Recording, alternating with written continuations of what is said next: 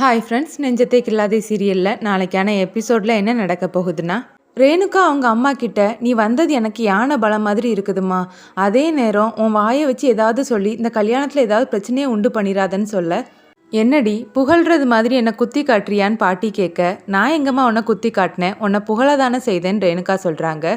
புகழ்றதுனா யானை பலம்னு சொன்னியே, அதோடு நிறுத்தியிருக்கணும், அதுக்கப்புறம் நீ பேசியிருக்க கூடாது. ஆமாம், நீ என்கிட்ட இவ்வளோ பேசுறியே, நம்ம குடும்ப வழக்கத்தை பற்றி மாப்பிள்ளை வீட்டுக்கிட்ட பேசினியான்னு ரேணுகா கிட்ட கேட்க, அதெல்லாம் எதுக்குமா அவங்களுக்கு தெரியணும், அதெல்லாம் வேண்டான்னு ரேணுகா சொல்ல, பாட்டியும் ரேணுகாவும் மாறி மாறி சண்டை போடுறாங்க. இந்த சத்தம் கேட்டு மது, அதித்தி, அவங்களோட அப்பா, ஜீவா எல்லாருமே உள்ளே வராங்க.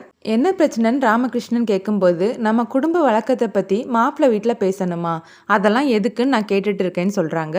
அதெல்லாம் வேண்டாம் பாட்டின்னு மதுவும் சொல்கிறாங்க. என்ன சம்பிரதாயம்னு ராமகிருஷ்ணன் கேட்க, என்ன ராம்கி எல்லாத்தையும் மறந்துட்டீங்களா, உங்களுக்கும் ரேணுகாக்கும் கல்யாணம் நடக்கும்போது கூட அந்த சம்பிரதாயத்தை நம்ம ஃபாலோ பண்ணமே.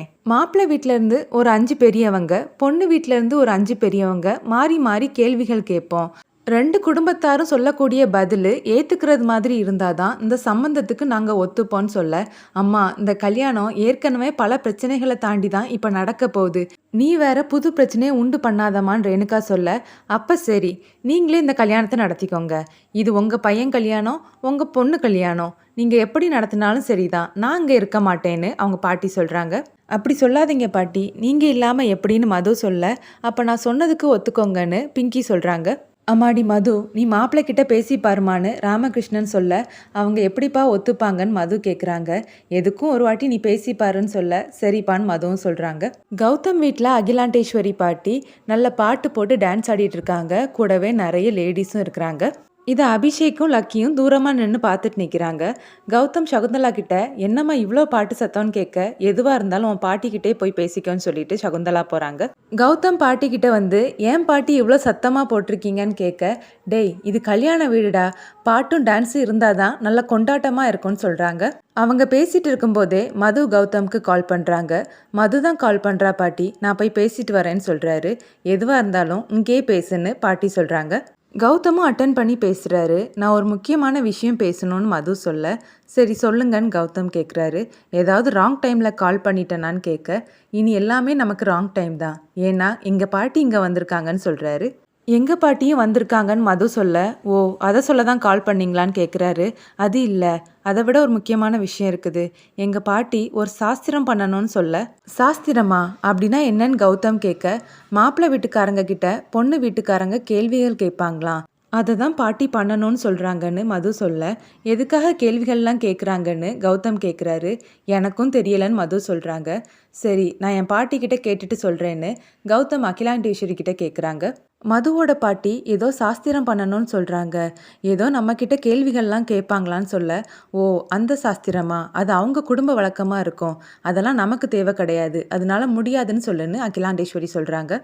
பாட்டி அதெல்லாம் வேண்டாம்னு சொல்கிறாங்கன்னு கௌதம் சொல்ல, கொஞ்சம் ரிக்வெஸ்ட் பண்ணி பேசுங்க, ஒரு அரை மணி நேரம் தான் ஆகும்னு மது சொல்ல, சரி நான் பேசி பார்க்குறேன்னு மறுபடியும் கௌதம் அகிலாண்டேஸ்வரி கிட்ட பேசுகிறாரு.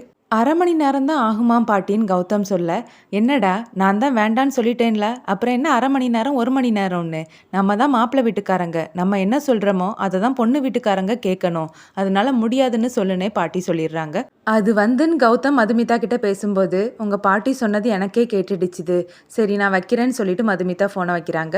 மதுமிதா பேசினதை கேட்ட பிங்கி பாட்டி ரேணுகா கிட்ட, ஓ அவங்க வீட்டு சாஸ்திரம் செய்கிறதுக்கு அவங்களுக்கு நேரம் இருக்குது, நம்ம வீட்டு சாஸ்திரம் செய்கிறதுக்கு அவங்களுக்கு நேரம் இல்லையா, அவங்க மாப்பிள்ளை வீட்டு அதிகாரத்தை காட்டுறாங்களா, அப்படி பார்த்தா ஜீவாவும் தான் மாப்பிள்ளை, நம்மளும் மாப்பிள்ளை வீட்டுக்காரங்க தானே, நாமளும் மாப்பிள்ளை வீட்டு அதிகாரத்தை காட்டுவோன்னு பிங்கி பாட்டி சொல்ல, அம்மா அவங்க பெரிய வீட்டுக்காரங்கம்மா, அதனால நாம தான் கொஞ்சம் அட்ஜஸ்ட் பண்ணி போகணும், அது மட்டும் இல்லை நம்ம மது அவங்க வீட்டில் வாழ போகிறா, அதனால கொஞ்சம் பொறுமையாக இருமான்னு சொல்ல, முடியாதுடி, இந்த பிங்கி யாருன்னு நான் அவங்களுக்கு காட்டாமல் விட மாட்டேன், இந்த சம்பிரதாயம் கண்டிப்பாக நடக்கும்னு பாட்டி சொல்கிறாங்க. ரேணுகாவும் மதுவும் ஒருத்தருக்கு ஒருத்தர் பார்த்துட்டு நிற்கிறாங்க.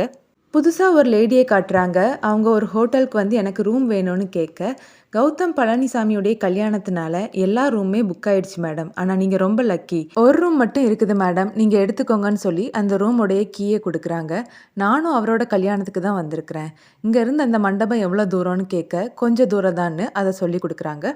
அந்த லேடி அவங்களோட மனசில், உங்ககிட்ட ஃபோனில் பேசும்போது அதை அவாய்ட் பண்ணல கௌதம், நான் இப்போ நேர்லேயே வந்துட்டேன், உன்னால் என்னை அவாய்ட் பண்ண முடியாதுன்னு நினைக்கிறாங்க.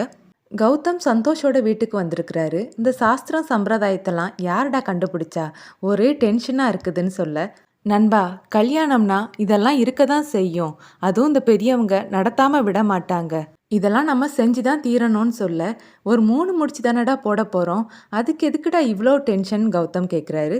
வாழ்க்கையில் ஒரு தடவை மட்டுமே நடக்கக்கூடியது நண்பா, நீ என்னவோ தினம் தினம் தாலி கட்டுறது மாதிரியே பேசிகிட்டு இருக்கிற, ஒவ்வொன்றையும் என்ஜாய் பண்ணி பண்ணுன்னு சந்தோஷ் சொல்ல, பாவுண்டா மதுமிதான் கௌதம் ஃபீல் பண்ணுறதை பார்த்து சந்தோஷம் அப்பர்னாவும் சிரிக்கிறாங்க. நான் ஃபீல் பண்ணி பேசிகிட்டு இருக்கிறேன், நீங்கள் 2 பேரும் சிரிக்கிறீங்களான்னு கௌதம் கேட்குறாரு. இங்கே பாரு கௌதம், கல்யாணம்னு ஒன்று நடந்தால் பொண்ணு வீட்டுக்கும் மாப்பிள்ளை வீட்டுக்கும் சண்டை வந்துட்டே தான் இருக்கும். எங்கள் கல்யாணத்தில் வராத சண்டையா? இப்போ பாரு, நானும் சந்தோஷமாக வாழலையா? எல்லா பிரச்சனைக்கும் கண்டிப்பாக ஒரு தீர்வு இருக்கும் கௌதம், அதை பற்றி நீ யோசின்னு அப்பர்னா சொல்ல, இதில் யோசிக்கிறதுக்கு என்ன இருக்குது? டேய் நண்பா, நீ உன் பாட்டிக்கிட்ட போய் மதுமிதாக்காக பேசு, அப்போ தான் இது சரியாகும்னு சந்தோஷ் சொல்ல, சரிடா நான் கிளம்புறேன்னு சொல்லிட்டு கௌதம் கிளம்புறாங்க. கௌதம் அகிலாண்டேஸ்வரியை அவங்களோட ரூமில் வந்து பார்க்குறாங்க. இந்தாங்க பாட்டி, உங்களுக்காக நான் ஸ்பெஷல் பால் கொல்கட்டை கொண்டு வந்திருக்கேன்னு சொல்கிறாங்க. இது அந்த வேலைக்காரி செஞ்சதா?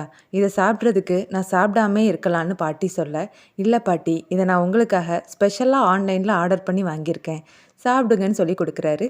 அதை சாப்பிட்ட பாட்டி கண் கலங்குறாங்க. என்னாச்சு பாட்டின்னு கௌதம் கேட்க, உன் தாத்தா ஞாபகம் வந்துடுச்சுடா, அவருக்கு பால் கொல்கட்டைனா ரொம்ப பிடிக்கும்னு சொல்ல, எனக்கும் தெரியும் பாட்டின்னு கௌதம் சொல்கிறாரு.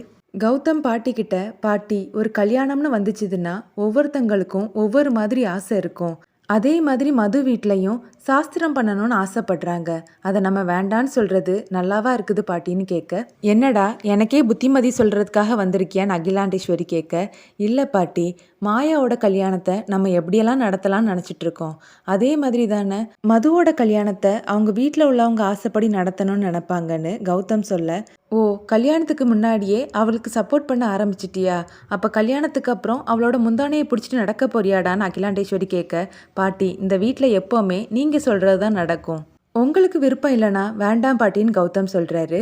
இங்கே பாருடா, இதெல்லாம் தந்து தான் நீ என்னை சந்தோஷப்படுத்தணும்லாம் அவசியம் இல்லை, உன் முகத்தை எனக்கு பார்த்தாலே போதும், நீ என்கிட்ட பேசினாலே நான் அப்படியே உருகி போயிடுவேன்டா, உன்னோட சந்தோஷம் தாண்டா எனக்கு முக்கியம், அந்த பொண்ணுக்கிட்ட போய் சாஸ்திரத்துக்கு நான் ஒத்துக்கிட்டேன்னு சொல்லுன்னு சொல்ல கௌதம் சந்தோஷப்படுறாரு. தேங்க்ஸ் பாட்டின்னு சொல்லிட்டு அங்கேருந்து போகிறாரு. கௌதம் மதுவுக்கு கால் பண்ணி அவங்க பாட்டி சம்மதம் சொன்ன விஷயத்த சொல்கிறாங்க. அதை கேட்ட மதுமிதா சந்தோஷப்படுறாங்க. அப்புறமா அதை ரேணுகா கிட்டேயும் பிங்கி பாட்டிக்கிட்டேயும் சொல்கிறாங்க. அவங்க பாட்டி தான் ஒத்துக்க மாட்டேன்னு சொன்னாங்களே, இப்போ மட்டும் எப்படி சம்மதிச்சாங்கன்னு பிங்கி பாட்டி கேட்க, மாப்பிள்ளை தான் சம்மதிக்க வச்சிருப்பாரு, இப்போவாச்சும் உனக்கு புரியுதாம்மா, நான் மாப்பிள்ளையோடைய பணத்தை பார்த்தோ சொத்தை பார்த்தோ என் பொண்ணை கட்டி கொடுக்கல, அவரோட மனசை பார்த்து தான் கட்டி கொடுக்க போகிறேன். என்ன மாப்பிள்ளை கொஞ்சம் குண்டுன்னு ரேணுகா சொல்லும் போதே, அம்மா நான் இன்னும் ஃபோனை கட் பண்ணலம்மா, அவர் லைனில் தான் இருக்கிறாருன்னு மது சொல்கிறாங்க. ஐயையோன்னு ரேணுகா பார்க்க கௌதமுடைய முகமே மாறுது. இதோட இந்த எபிசோட முடிக்கிறாங்க.